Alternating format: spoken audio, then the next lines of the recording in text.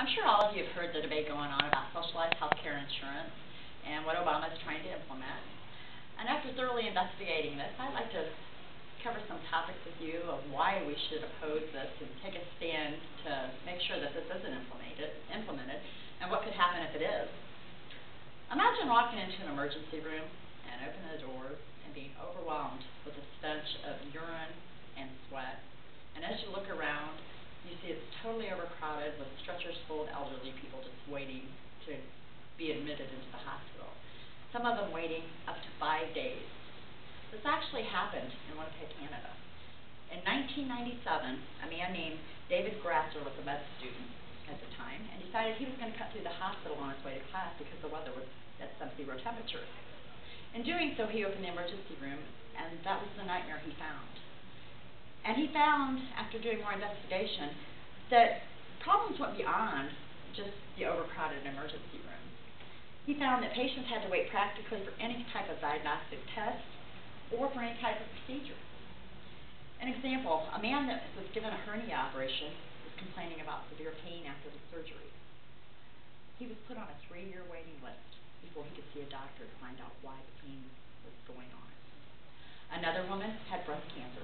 She had to wait 4 months for radiation treatment, which is normally a 4-week treatment here. Another lady who had sleep apnea had to wait 2 years to see a doctor just to find out if there was anything that could be done. As time went on, David Grasser started writing about different things that he was seeing and hearing. And in 2007, he wrote an article in the City Journal that was titled "The Ugly Truth About Canadian Insurance." Patients not only had to fight for their health, but they also have to fight for health insurance there. A lady by the name of Suzanne Oghoin, who was a bicycle enthusiast, had found out she had stage 4 colon cancer. The doctors recommended that she take Erbitux, which is a proven drug that specifically targets cancer cells. When she went to the clinic for treatment, she was told that she wasn't going to be reimbursed for the treatment. The government was telling her that it was not an approved treatment and that the credit was not accredited. After several times in court, she was able to prove that the FDA had approved that treatment here in the United States and that the clinic was affiliated with a Catholic hospital right here in Buffalo. So she eventually was able to win her lawsuit, but you shouldn't have to fight the government as well as fight for your health. And problems aren't just in Canada. In France, in 2003, they had started eliminating some of the doctors and some of the things going on, and they had quite a few doctors on vacation. The hospital was beyond capacity, and they had a heat wave. 15,000 elderly people died during that heat wave. Across Europe, state-of-the-art drugs are not even available to patients. I put together a small chart here that shows your 5-year cancer survival rate. Here, prostate cancer, in blue, it shows that 81.2% of Americans will survive prostate cancer, compared to in England, only 44.3%. For leukemia, 50% in America has a survival rate, down to 35% in Europe.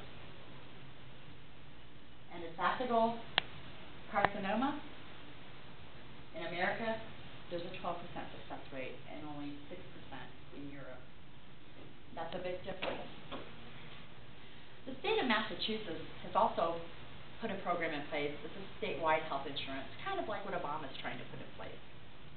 In 2006, they passed some laws. 1, most residents must get insurance. 2, most employers must help provide it. And 3, of course, most taxpayers have to pay for it. Sound familiar? Is it working? Not at all. The Boston Globe on March 2nd of 2009 published an article from Suzanne King titled "The Massachusetts Healthcare Reform is Failing Us." She shows that it's not successful. And it points out that the Institute of Medicine, which is part of the National Academy of Sciences, defined 5 different criteria which makes a health care reform successful. The first thing, it should be universal. Everybody should be on it. In Massachusetts, there was still 200,000 people without insurance. It shouldn't be tied to any job. In Massachusetts, if you lose your job, you quit your job, your insurance doesn't follow you. So therefore it is tied to your job, so it failed again. 3, it should be affordable.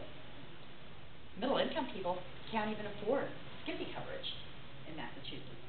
A family making $31,000, the cheapest insurance plan they can find is $9,872 in premiums and out-of-pocket expenses.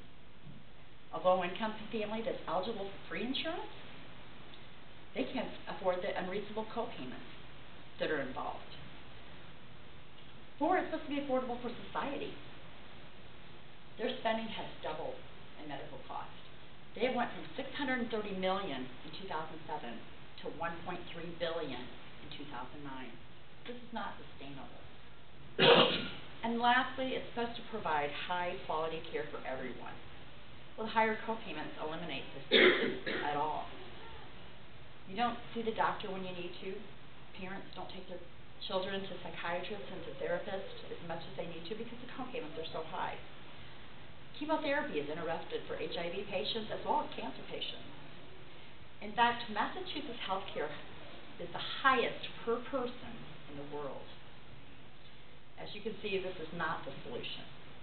The money you would pay in taxes will exceed the money that you're going to save on medical costs. Other Western countries that do have it in place are not as big as we are, and it will probably bankrupt us. And you won't get the same quality care that you're getting right now. You might be put on a waiting list just like they are. You all know that Social Security isn't working in this country. Do you want the same people that's taking care of our Social Security to take care of our health care? I don't think so. I urge you all to take a stand against socialized health care system. Thank you.